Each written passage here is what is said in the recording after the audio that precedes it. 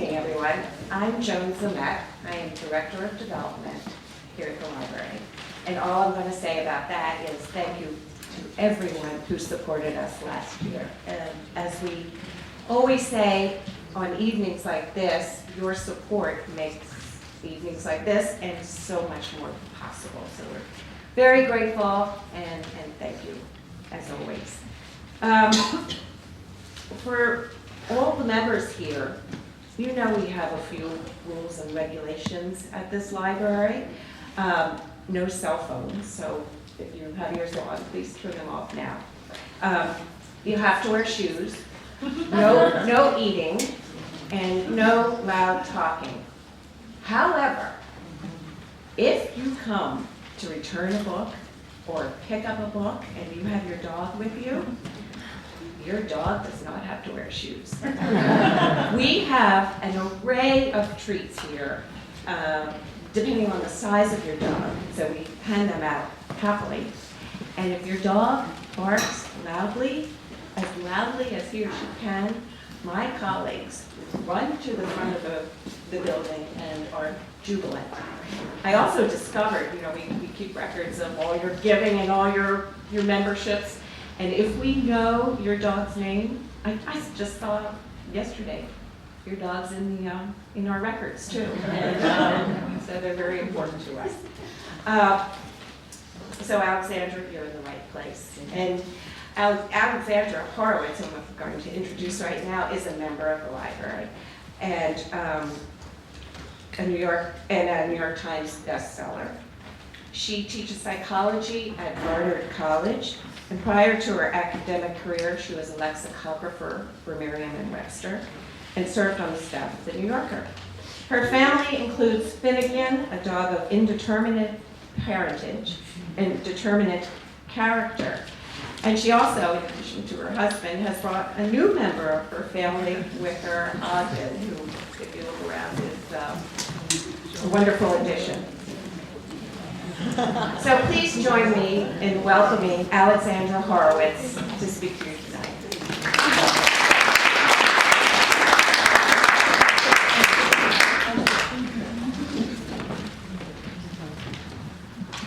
Thanks, Joan. Thanks to the library for having me come and talk. I spend a lot of time being very quiet in this library, so it's nice to have an opportunity to speak up. There is an oft-told parable, which I too will now oft-tell. There are a number of variations on this tale, but all involve two essential components, blind men and an elephant. The story goes something like this. These, let's say, 5 blind men meet an elephant. You have to suspend disbelief because apparently they've never met an elephant, they don't know what an elephant is. And so they're trying to puzzle over what it is. The first steps forward, touches an ear, and declares an elephant is like a fan. The second steps forward, touches a leg, the first thing he encounters, and says, you're wrong, elephants are like tree trunks. The third, touching the side, says, both of you are wrong, he is like a wall. The fourth, touching the trunk, says, no, he's a snake. The fifth, the tusk, says it's more like a large spear.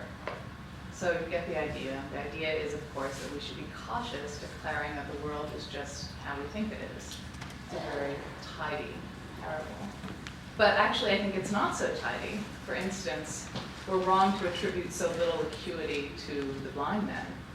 Neuroscientific evidence shows that cells in the visual areas of the blind are swarmed by inputs from other senses, from the ears, from the skin.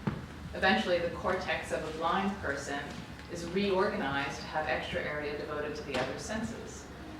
Those senses become hyperacute. That blind man touching the side of the elephant wouldn't just feel its firmness and its flatness like a wall, but presumably he'd also hear the way the sounds of the room change as he approaches the huge animal's side. He might feel the denseness and tautness of the skin as an ordinary petter of elephants would not.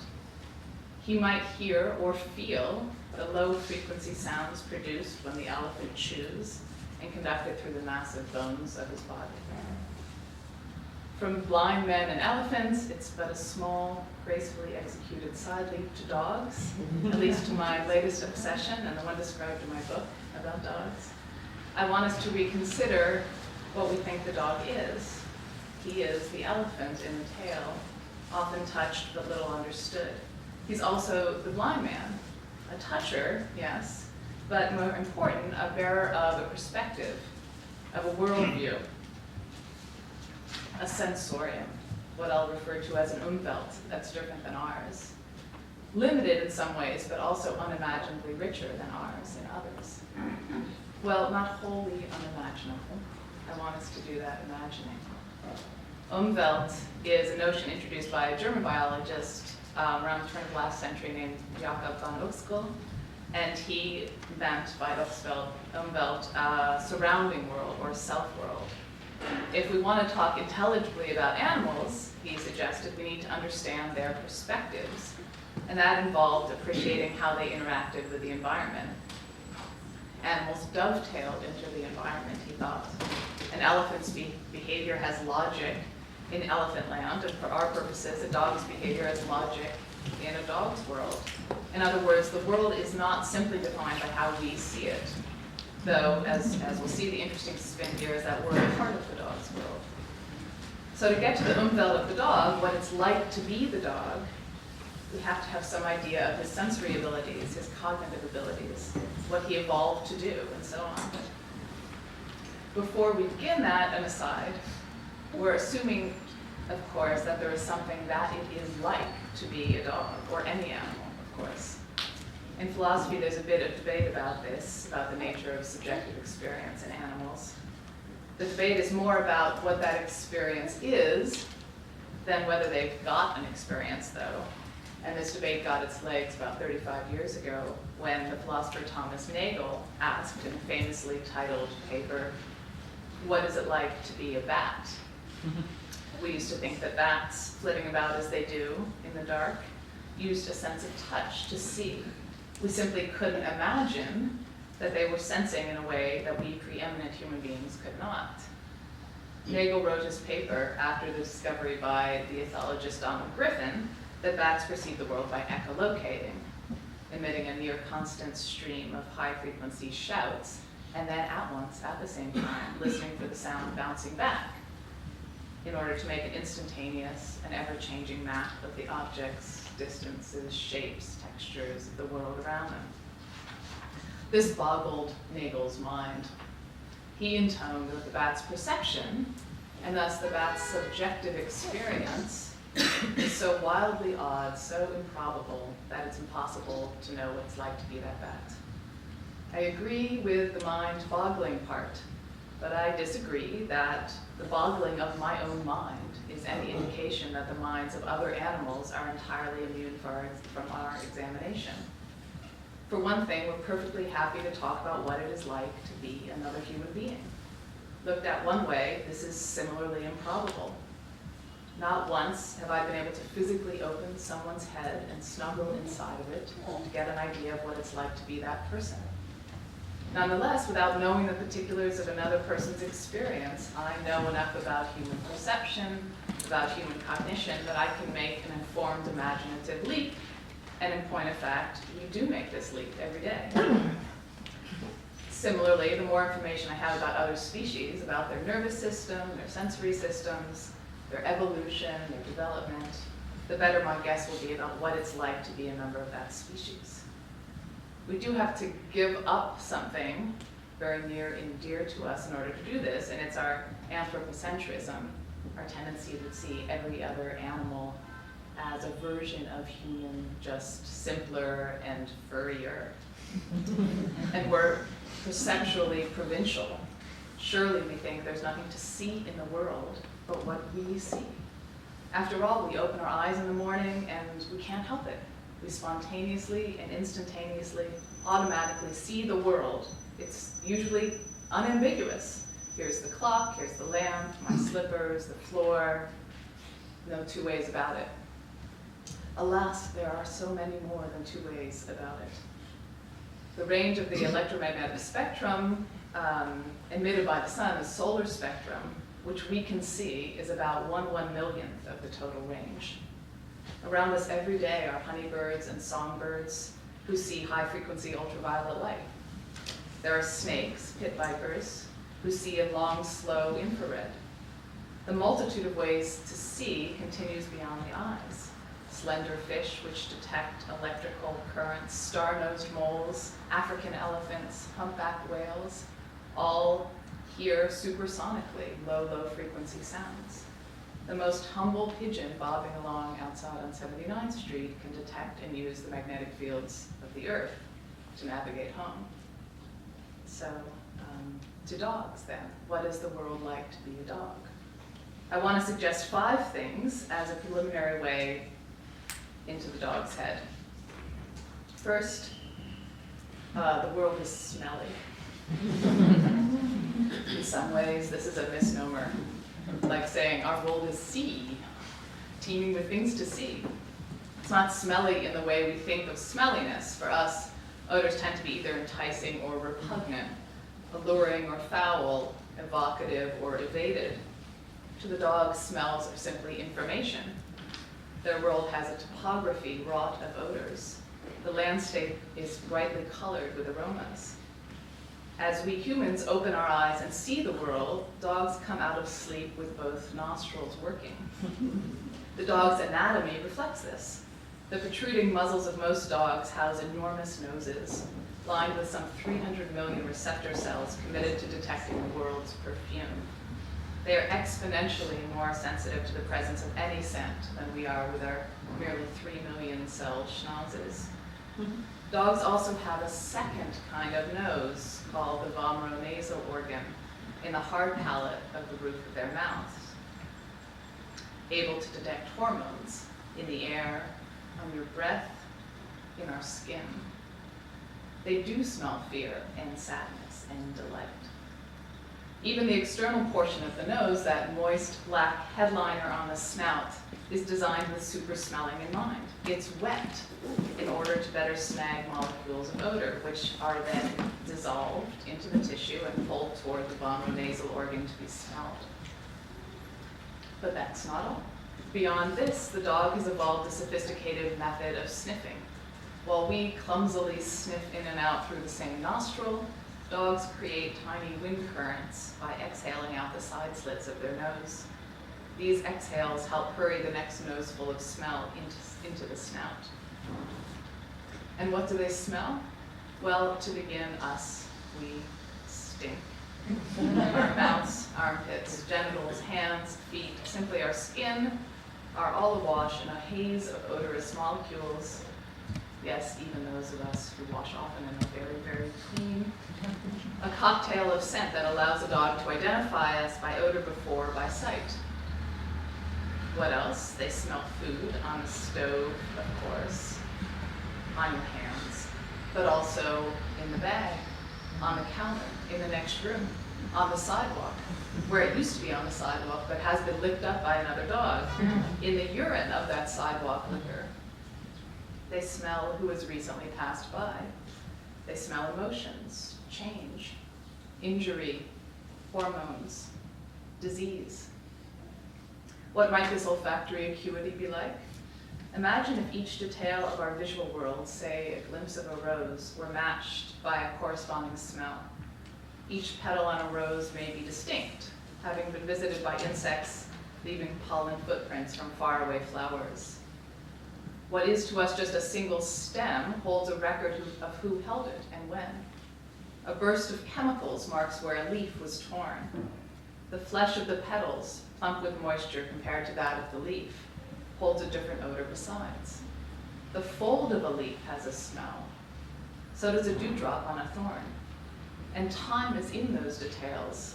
While we can see one of the petals drying and browning, the dog can smell this process of decay and aging. Imagine smelling every minute visual detail. That might be the experience of a rose to a dog. What is it like? Second point, it's full of knees. One of the most conspicuous features of the dog is one of the most conspicuously overlooked when contemplating their view of the world, their height. fewer human height. They are human knee height. One might say that they're often underfoot. Their world is full of knees and ankles and feet. Their view is replete with long skirts and trouser legs dancing with every footfall of the wearer, with shoes and socks stockpiling our odors, full of the hormone-laden sweat we emit from our feet when just stressed or concentrating. It should be no surprise that we find gaping holes in socks or shoes left bedside. They bear the investigation of the incisors of our pups, closely examining our smells. That dog nipping at your pant leg is just pursuing that tantalizing, whipping object you keep dangling in front of his face. The dog's eyes have many more than we do of one kind of cell which fires to motion. He can't help but be mesmerized at that trouser leg. And then to pursue this mesmer with the best tool he's got, his mouth. The dog's world is one closer to the ground. This is quotidian, this is ordinary, but this is also profound. This makes his world all the more odoriferous, for smells loiter and fester in the ground while they distribute and disperse in the air. Sound travels differently along the ground, too. Hence, male nightingales sing to faraway female nightingales from the height of a tree, while ground dwellers tend to use the earth to communicate mechanically. The vibration of a fan on the floor of your home might similarly seem to be shouting communication to a dog nearby. Likewise, loud sounds bounce more loudly off the floor into resting dog ears. Third, it is fleeting and fast. For dogs, perspective, scale, and distance are, after a fashion, in olfaction. But olfaction is fleeting. It exists on a different time scale. Smells don't arrive with the same even regularity as light does to our eyes. This means that in their scent vision, they're seeing things at a different rate than we are. Smell tells time. To sniff a smell that has weakened or deteriorated or been covered is to sniff the past. Odors are less strong over time, so strength indicates newness. Weakness of a smell indicates age. The future is smelled on the breeze that brings air from the place that you're headed. By contrast, we visual creatures seem to look mostly in the present. The dog's olfactory window of what is present is larger than our visual one, including not just the scene currently happening, but also a snatch of the just happened and the up ahead. The present has a shadow of the past and a ring of the future to it. In this way, olfaction is also a manipulator of time, for time is change when represented by a succession of odors. Smells have a lifetime. They move and they expire. For a dog, the world is in flux. It waves and shimmers in front of his nose, and he must keep sniffing for the world to be continually apparent to him. As if we had to repeatedly look at and attend to the world for a constant image to remain on our retina and in our minds. This explains so much familiar behavior. Your dog's constant sniffing, for one, and also perhaps his seemingly divided attention, which races from sniff to sniff. Objects only continue to exist as long as odor is emitted and he inhales. While we can stand in one place and take in the view of the world, dogs must do much more moving themselves in order to absorb it all. No wonder they seem distracted. Their presence is continually moving away from them. Anyone who has admired a dog catching a tossed ball spastically twirling through the air is essentially seeing that dogs also function a shade faster than we do. It's as though they're a little ahead of us. They actually are. All mammals' eyes work in the same way, by photoreceptor cells translating light waves into electrical activity. The cells do this through a change in their pigment. This change takes time, a very small amount of time. But in that time, the cells can't process any more light. So the rate at which they do this is called the flicker fusion rate. It's equivalent, roughly, to the number of snapshots of the world that the eyes take every second. We then reconstruct those snapshots into perceived smooth motion. So do dogs, but they have a higher flicker fusion rate than we do. They see more snapshots every second. They can see, say, that tossed ball a split second before we do. It's as though dogs can pay attention to the slivers of time when we're blinking. This phenomenon also accounts for their sometimes difficulty learning a behavior which we want them to learn. Often we're slow to see when their behavior has begun. They're lunging toward the future a half step ahead of us. 4, it's full of details. Part of normal human development is learning to notice less than we're able to. The world is awash in details of color, form, sound, but to function, we have to ignore some of it. The world still holds these details. Dogs sense the world at a different granularity, attending to parts of the visual world we gloss over, to sounds we've dismissed as irrelevant. There are 2 reasons for this. One is cultural, that even though dogs live with us, they are not one of us. Dogs aren't let in on many of the secret handshakes and passwords of our culture that are our human birthrights. We humans share an understanding of what is out there in the world. Well, we all begin in a kind of sensory chaos, what William James called an aboriginal sensible muchness. At birth, we're suddenly exposed to a more or less undifferentiated mass of sounds and lights, colors and textures, smells.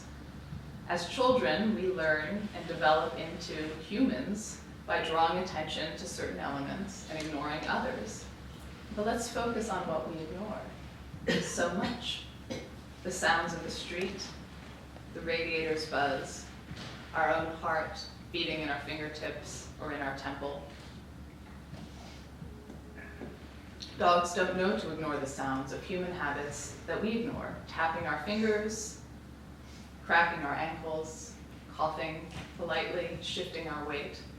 A shuffle in a seat, nothing to us, but to the dog it might foretell rising. Scratching an itch, shaking your head. The mundane is electric to a dog, full of smell and imagined purpose. Nor are they polite enough to know that you don't stare at the limping man on the street, that we don't just rush up and sniff each other's groins without asking nicely. The other part of the reason for this difference is biological. With less ability to see a wide range of colors, dogs aren't colorblind, but they can't distinguish reds and oranges and yellows well. They're more sensitive to contrast and brightness of colors. Thus, they might be reluctant to step into a dark room or balk at a shiny puddle, a puddle we pass by without noticing for a second.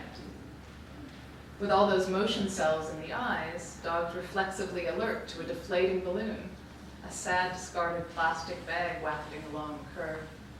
As a dog owner, I've never been more aware of plastic bags. Their noses, attuned to keep getting smells in, don't ever get inured to odor as ours do. They're constantly receiving a cacophony of input that we miss. 5, objects either fit in the mouth or they don't. The dog defines the world by the ways that he can act upon it. Objects are grouped by how they can be manipulated. They might be mouthed, swallowed, nudged, sat upon, rolled in, and so forth. A ball, a pen, a teddy bear, and a shoe are fundamentally the same thing to a dog. All are objects that they'd like to and can get their mouths around.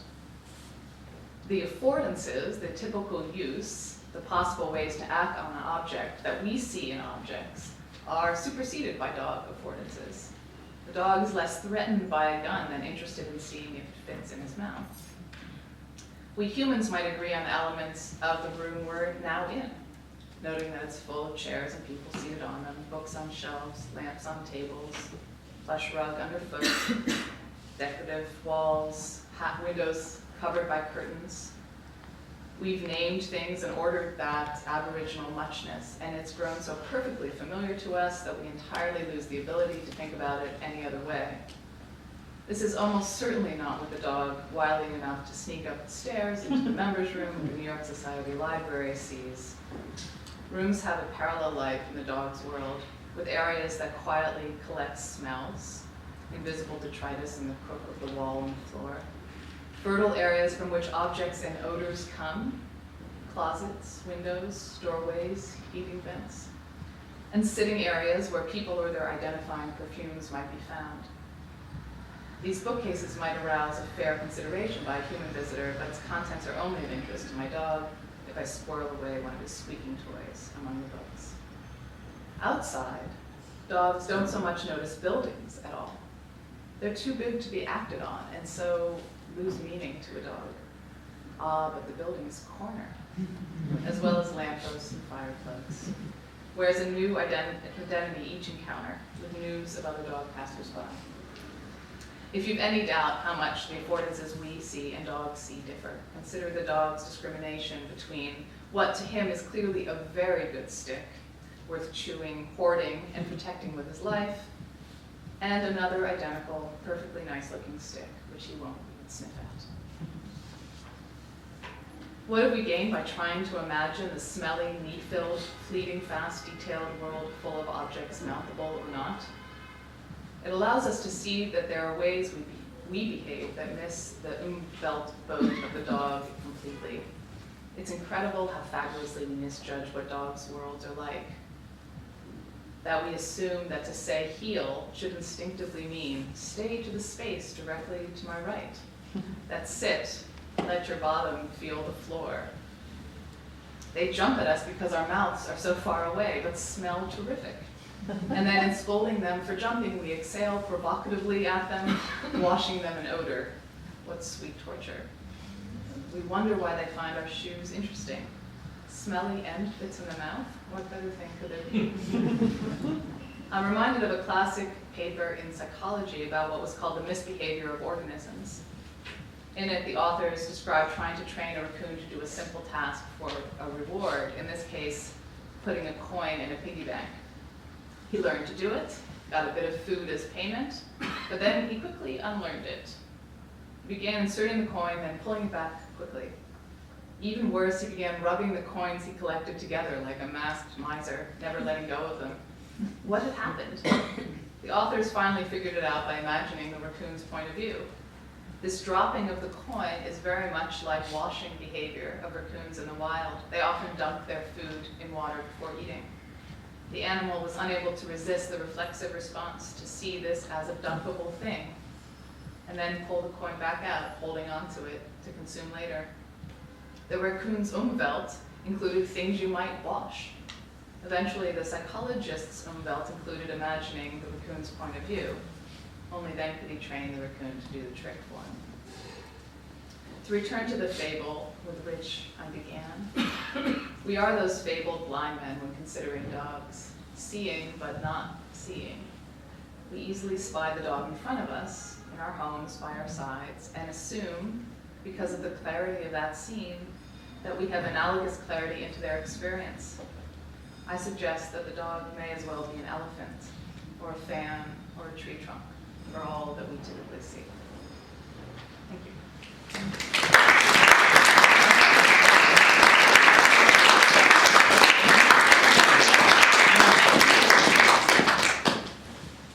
I'm happy to take any dog or elephant question.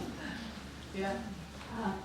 You said that a dog will, for example, pick up the hormone that smells, fear or pleasure or whatever. But what does can the dog translate that into some Right. meaning for it? I think that's a great question. Doesn't mean because we emit certain hormones when we're happy or angry or fearful, that doesn't mean that the dog would translate it as happiness or anger or fear. In some cases, they'll default to maybe having an aggressive response to somebody who is exuding fear because they're uncertain about that. There's certainly a lot of anecdotes of people who interpret their dogs coming to them when they're upset as a kind of empathetic gesture. And I think that's a perfectly reasonable thing for us to do, but it's hard to imagine how the dog could be empathetic in the way that we'd like him to be. It's certain that he or she notices and detects a difference, but it's less certain what it would mean to that dog. Yeah. Well, they talk about dogs who can detect if a baby is going to have a seizure or not. And There have been some of these studies, right? And cancer also, Right, that right. they can detect the heat. Right, so there are two, in fact, I think it's uncertain exactly how they're detecting these cancerous cells or I thought they said it was the anticipating. heat. There are different theories, but then again, there are different results too. So we don't know for sure. There are dogs who've been trained to detect in the urine of patients or in the breath of patients those who have cancerous cells in their body or not. Not all dogs can do. You can't go home and assume sniff it out on you. They have to be trained to do so. And two, with epileptic seizures, there are some people who have epilepsy who successfully use a dog to tell them to get into a safe place. So there might be something we don't know, chemical, electrical, that the dog is sensing. Again, these are trained dogs, and they're also trained observers. So the epileptic patients have to know what to look for in their dog. So there's a real symbiotic relationship going on there. Yeah, and I think that field of research is only going to expand, but we know very, very little about it now. Yeah. I guess it's a bit of a two-part question, because one, I'm wondering how they get from detecting or observing some sort of behavior and kind of knowing the process of, being able to hypothesize the process of what's going on. But let me. You mean in the case of the disease detection? Well, that they're alert to something. How do they understand that? What the process is, that there's like an A and B process. Well, in fact, that the dog might not understand. I mean, all the dog has to do is to raise an alarm, and then the human has to, so that you could almost train a dog by operant conditioning, as long as there's something they can detect, and they know to do some behavior when they detect that sight. It could be the sight of you, it could be the sight of you falling on the floor, it could be an interesting smell. Then they'll just do the behavior, and if you know to look for that behavior, then you have a relationship there without maybe any mutual understanding per se, but it works. Well, I was wondering, and I don't know if there's a better word for it, but the telepathy factor. Right. For example, when my dog was a puppy, and I put him in the other room, he would automatically bark when the digital clock hit 6 a.m. for a while. And then I have seen other dogs, like What happened at 6 a.m.? he wanted to go out, he would wait till 6 a.m. for some reason, and it couldn't have been the sunlight because the sunlight's changing. But I would kind of wake up and I would kind of remember, but it wasn't until the digital clock hit 6. I was going to say if it was an analog clock, they may hear something Yeah. click in the clock. But there is something in the sun. They are able to notice the time of day. There's a different temperature in the morning. I mean, all things that in some level we could notice too. But the light changes every day. As the sun, seasons so go. I don't. But the other example was, and it wasn't my dog, it was a friend's dog who I was watching, where this particular dog knew after she had been away for a week that she had actually walked in the door downstairs. I live on the 11th floor, and she started barking whatever, and I didn't even know she was coming by, and then seconds later, the doorman called up and said, the owner was here. Right. And it's the same thing with my dog. He knows when there's a particular doorman Right. in the building that gives him cookies in the morning, and he doesn't, it's Right. 11th floor is above, so, and he knows that he's not there on certain days, and so it's, I would speak to that factor. Sure. There's a scientist who, in fact, has done a bunch of studies on and wrote a book about what he called dogs who know when they're coming home. People who report that their dogs seem to, somebody at home notices when their companion is miles away, but suddenly heading home, even if it's at a different time of day, et cetera, just as you described with your friend's dog.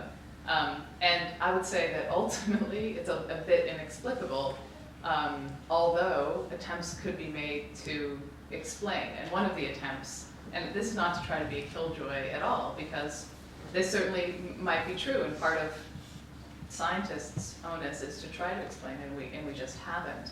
But one of the explanations might be that We don't notice the times that dogs seem to act aroused as though somebody's coming home when nobody's coming home. We only remember the confirming instances and don't remember disconfirming instances.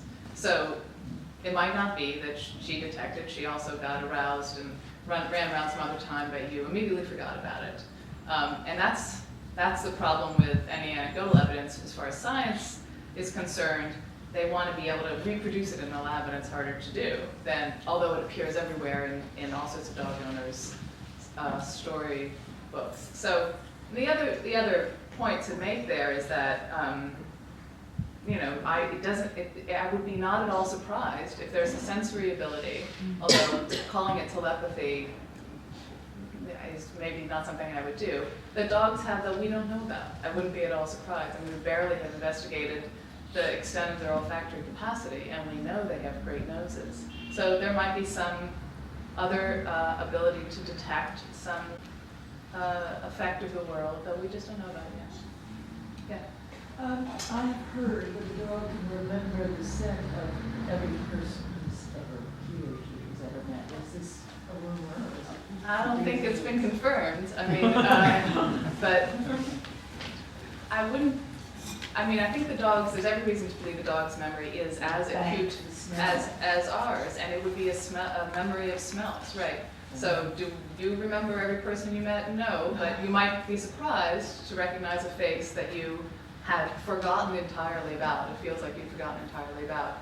I wouldn't be surprised if dogs are quite good at distinguishing someone who they've met once from someone who they haven't. But neither, I think, would they remember everyone they've smelled. Yeah. I wondered if dogs have any ability to communicate with other animals. And I'm basing this on, we were watching a program on PBS where a woman who has worked for 30 years with elephants is able to detect or has realized that there are sounds elephants make in communicating with each other that humans can't hear. Yeah.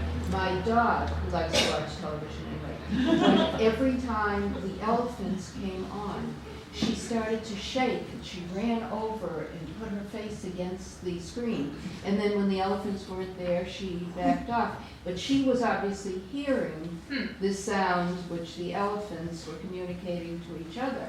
And I wonder if was she making any sense of it or just hearing a sound and a frequency that we couldn't? No and yes. Yeah, I think probably they do have a wider range of hearing than we do. Not that much wider, but sufficiently so that it's conceivable some of those supersonic sounds, low frequency sounds, hit the dog's ears. Absolutely. Whether it would have been communicative to the dog, it seems unlikely, simply because the things that the elephant is communicating to another elephant probably just don't translate into the dog. But absolutely, thanks for bringing elephants and dogs together.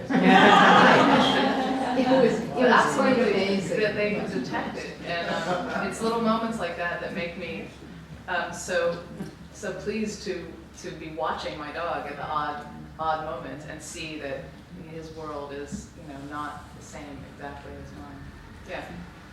So I was reading in a book by Thomas Sowell, which you probably know, and he talks about human beings and some of our close relatives having a common psychological state as a prerequisite for intentional communication. Yeah. And he says other animals, including dogs, don't have that. And he cited things that we primates or great apes can do, like inviting play. And I said, gee, dogs seem to do that. So I was wondering what you feel about this issue of how a dog understands the feelings of other dogs, or possibly the people around them who are interpreted as dogs. Yeah, well, I'm so pleased, you don't know how pleased I am you brought up that question, because in fact, my first research was studying dog play. If you can say that one can study dog play, no, I really did. And it was all about trying to discover if dogs were perceiving the intentions of other dogs, were sensitive to the fact that they were interacting with other creatures who had minds, this special characteristic which we seem to think is exclusively human or maybe shared by some of our other primate relatives. I think Tomasello might change his tune now. He's actually started studying dogs a little bit too. It looks like, I mean, the reason we studied primates for so long was because they seemed the likeliest ones to share some of these interesting capacities. But it looks like dogs have some of these capacities too, and it might have emerged through the long process of domestication, some tens of thousands of years, where we kept selecting for, intentionally or unintentionally, dogs who responded to us in the way we'd expect a human to respond to us. The result seems to be dogs who are, for all intents and purposes, intentional creatures to some degree, the way primates are. Ones who, in my research I found that they not only do play signals to elicit play with other dogs, but they're attentive to how inattentive other dogs are. So they know the difference between trying to play with a dog who's just sitting there doing nothing, idly hanging out, and another dog who's interacting already in play. They'll do a greater attention getter, like a bite on the rump to the dog in play, than to the one just sitting there. If you go up and just bite the dog on the rump, that's not an invitation to play, that's an attack. And they know this difference, and it seems to be because they're thinking about other dogs in this preliminary mental way that humans and other primates only seem to. And now dogs are passing all these tests that chimps don't pass that have to do with attention, pointing tests, and they're the next great experimental subject for cognitive psychology. Yeah. I don't know when Finnegan entered your life, but is there a before and after with him in terms of what you thought of dogs before you did your research and how you view them now? And how is he as a pet to you in terms of the rest of us schlubs who have dogs? Poor Finnegan, my dog now gets a lot of assessments. We've lived with Finnegan for about 2.5 years, and when I started doing research on dogs, and when I started writing this book, I had another dog, Pumpernickel, and I'd say that my opinion and sort of approach to her really changed a lot, and now Finnegan is kind of reaping the spoils or scrutiny of that. It was sort of because of my former dog that I think I was a pretty ordinary dog owner, huge curiosity about her, but we're kind of just letting the question marks sort of hang there in the air. And then I became much more interested once I saw this different mental life of dogs in trying to provide her with a lot more interesting things in her environment. In fact, I think it's very hard to leave the dog alone now for me for any length of time, which is kind of torture because, of course, this is one of the conveniences of owning a dog is that you can leave them, unlike the baby, right? He comes everywhere, or I stay where he is. But now I also see, all this time that we're leaving our dogs, it's really boring. They're sophisticated mental creatures, and I feel like I kind of owe it to my dog to try to provide things for him to do, and games to do, and lots of social interaction and so forth. So he gets a lot of scrutiny, a lot of attempts to sort of stimulate him in the ways that I know his mind can work. Yeah. In terms of this building on sensory perception, whether it be smell or visual or whatever, how does that, is that what you would say builds to the connection, the emotional intelligence of the dog, or what I would call the emotional intelligence of the dog? Or is there such a thing? As emotional intelligence, you mean this perception of The typical dog man bump. Yeah, well, I think one thing is that they're looking at us to begin with. So that's actually pretty profound. No other animals do this. Look at us without a predatory gaze. And even a predatory gaze wouldn't be that kind of stare into the eyes that a dog will have with us. And then once they do that, like a lot of the work of creating the relationship happens after that, but in our imaginations. If you share eye contact with someone else, there is an intimacy in that, which really just behaviorally two people directed toward each other eventually. But as a matter of fact, when our eyes lock, we think a lot more is going on. And I think the same thing happens with the dog, and maybe a little bit for the dog too. So the fact that they have this tendency to look at us, I think that simple fact allows us to create a lot of the relationship on top of it. Yeah. The traits you mentioned are peculiar to all dogs. In other words, you're talking about the dog in The general. dog, yes. Now, when you get to a species of dog, Yeah. you have very definite differences. Yeah, Among breed. dogs. Yeah, Right. Now, how do you account for that aside? yeah. Well, Now, there's breeding, of course. Now, some dogs instinctively do things, you don't have to train them. If you have a deer dog like a Sheltie yeah, will get you to the deer yeah, without you doing anything. It will bark and tell you there's a deer around, and you go to it, and that's it, that's the job for that dog. yeah. Doesn't try to attack the deer. Now, where did it get that? Except for long ago breeding. Absolutely, breeding is a huge part. I mean, breeding is really just artificial selection at work, right? So instead of it being natural selection, which has evolved this nose, which has extraordinary acuity, it's our saying, gee, I really liked that dog which barked in the vicinity of the deer because I was able to take advantage of it to arrow that deer down, and breeding that dog with another one who has the same sensitivity, and then that generation gets bred, and what that dog actually knows is probably not about deer and not about informing humans that there's a deer nearby, but sort of has a special sensitivity to a type of motion, say, or a certain smell, and it causes the dog to be aroused, and then the dog barks.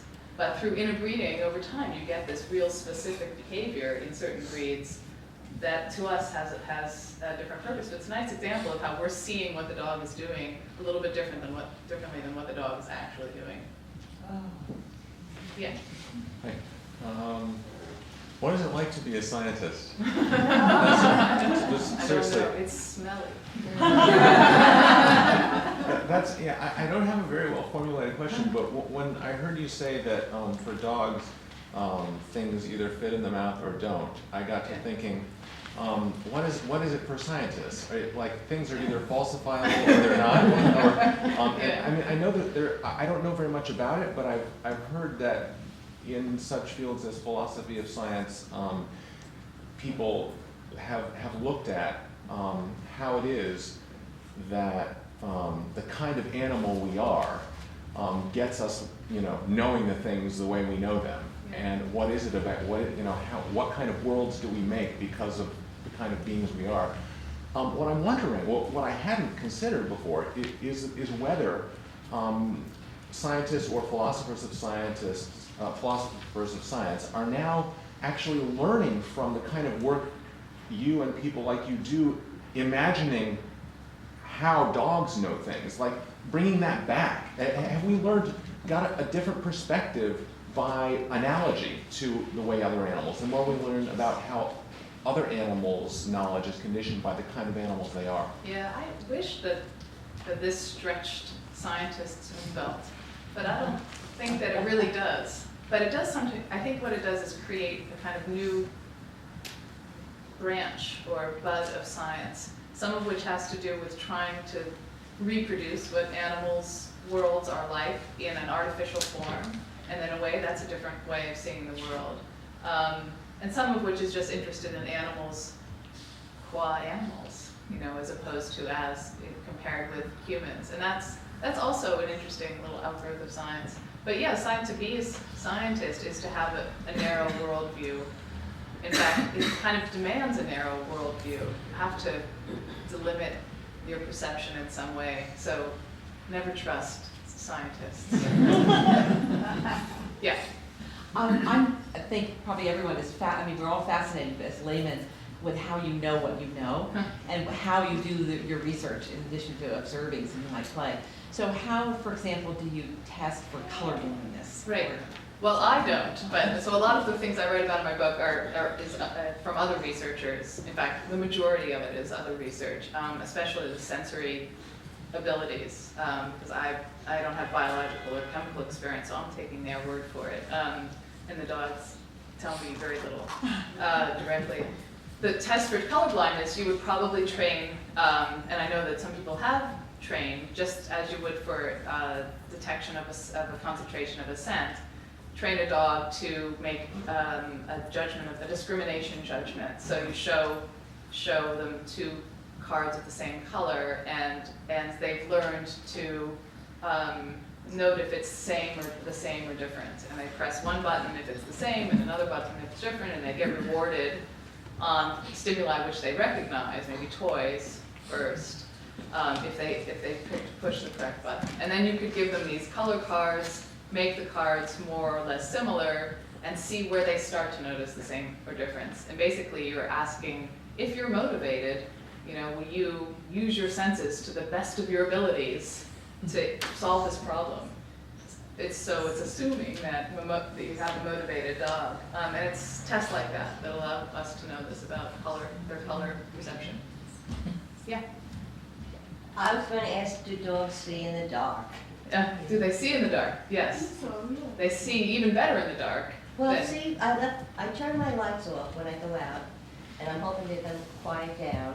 And I know other people, they leave the lights on, the TV on for the dogs. Is that all necessary? Is it necessary? Is it necessary to leave the lights on? I think not. It's sort of a cultural thing, actually, right? That you leave the lights on if there's something sentient in the room. But I don't think they don't need the lights on. They have more of these rod photoreceptors than we do. So they're and they also have this lens in something called the tapetum lucidum in their eye, which allows light to hit the cells of their eyes twice, because it bounces the light back, and so it's sort of seen twice. This is why when you take a photo of a dog with a flash, and sometimes you get red in the eyes because the light is bouncing back off of that extra lens in the eye. So they can see quite well at night, and do. But leaving the TV on, incidentally, I think is probably pretty interesting for the noise and the ruckus and just some interesting stimulation, but not because they're keen on a particular program. See, Yeah, okay. We have time for one more question. I just wanted to comment because I know someone who had a dog who would come out and bark to go put the light on so he could go to bed at night, and that would be The cue. That would be the cue. And if he would go in and the light was off and he wanted to go to sleep, he would come out and bark To put the light on. to put the light on. And then I would leave the This shows television how on dogs for my bark. dog, and he would go into another room, if he didn't like TV. A sensible creature. Thanks.